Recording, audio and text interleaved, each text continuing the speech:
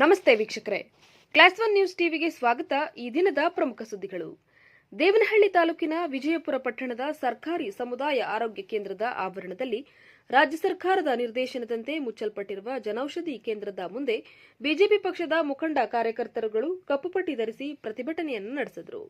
Devanahalli BJP ಮಂಡಲದ ಅಧ್ಯಕ್ಷರಾದ ಅಂಬರೀಶ್ ಗೌಡ ಅವರು ಮಾತನಾಡಿ, ಬಿಜೆಪಿ ಸರ್ಕಾರ ಬಂದ ನಂತರ ಔಷಧಗಳ ಮಾಫಿಯಾಗೆ ಕಡಿವಾಣ ಹಾಕಿ ಜನರಿಗೆ ಅತ್ಯವಶ್ಯಕವಾಗಿ ಬೇಕಾದಂತಹ ಮಧುಮೇಹದ, ಕ್ಯಾನ್ಸರ್ನಂತಹ ಹೃದ್ರೋಗದ ಮತ್ತಿತರೆ ಅವಶ್ಯಕ ಔಷಧಿಗಳನ್ನು 70% ರಿಂದ 90% ರಿಯಾಯಿತಿ ದರದಲ್ಲಿ ದೊರೆಯುವಂತೆ ಮಾಡಿ ಔಷಧ ಮಾಫಿಯಾಗೆ ಕಡಿವಾಣ ಹಾಕಿತ್ತು.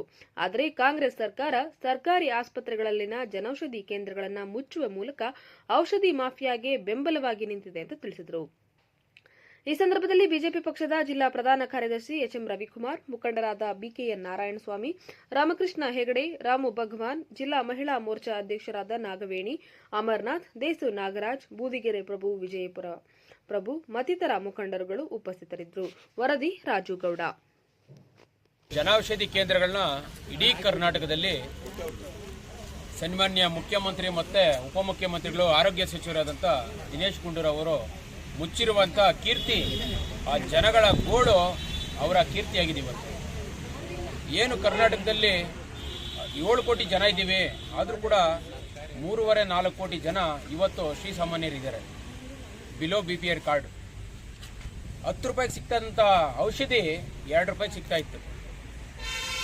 ಬಂಧುಗಳೇ, ತಾವೆಲ್ಲ ಗಮನಿಸಿರಿ, ಇಡೀ ಕರ್ನಾಟಕದಲ್ಲಿ ಜನೌಷಧಿ ಕೇಂದ್ರನ ಇವತ್ತು ಬಂದ್ ಮಾಡಿ ನಮ್ಮಲ್ಲಿ ಔಷಧಿ ಸಿಗ್ತೈತೆ ಅಂತ ಏನು ಉಡಾಫೆ ಮಾತ್ರ ಹೇಳ್ತಾ ಇದ್ದಾರೆ. ಸಚಿವರಿಗೆ ಧಿಕ್ಕಾರ ಇರಲಿ.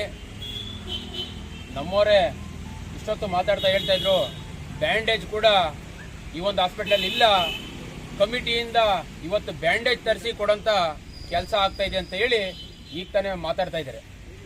ಜನಸಾಮಾನ್ಯರಿಗೆ ಇದೆಲ್ಲ ಅರ್ಥ ಆಗ್ತಾ ಇದೆ. ಅವರು ಮಾತಾಡೋಂಥ ಒಂದು ಕಾಲ ಬರ್ತೈತೆ, ಮಾತಾಡ್ತಾರೆ. ಇವತ್ತು ಸಿದ್ದರಾಮಯ್ಯನವರು ರಾಜ್ಯಕ್ಕೆ ಶ್ರೀಸಾಮಾನ್ಯವರ ಗೋಳನ್ನ ಅರ್ಥಕೊಂಡು ಜನೌಷಧಿ ಕೇಂದ್ರನ ಮತ್ತೆ ಪುನರ್ ಓಪನ್ ಮಾಡಿದ್ರೆ ಅವ್ರು ಭಾಳ ಒಳ್ಳೆಯದು.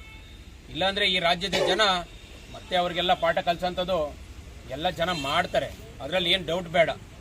ಇನ್ನೇನು 2 ವರ್ಷ 2.5 ವರ್ಷ ರಾಜಕಾರಣ ಇದೆ. ಇಡೀ ರಾಜಕಾರಣನ ಭವಿಷ್ಯನ ಕರ್ನಾಟಕದ ಜನತೆ ಕೂಡ ಭಾಳ ಚೆನ್ನಾಗಿ ಬರೆದಿದ್ದಾರೆ. ಹಿಂದೆ ಇತಿಹಾಸ ಎಲ್ಲ ನಾವು ನೋಡ್ಕೊಂಡು ಬಂದಿದ್ದೀರಿ. ಇಮ್ಮಡಿ ಪುಲಕೇಶಿಯಿಂದ ಹಿಡಿದು ಇವತ್ತಿನ ತನಕ ಎಲ್ಲರನ್ನ ನೆನ್ಕೊಂತೀವಿ. ಒಳ್ಳೆಯವ್ರು ಮಾಡಿದವರು ಇದ್ದಾರೆ, ಅದರಲ್ಲಿ ಕೆಟ್ಟವರು ತುಂಬ ಕಾಲ ಉಳ್ಕೊಂಡಿಲ್ಲ.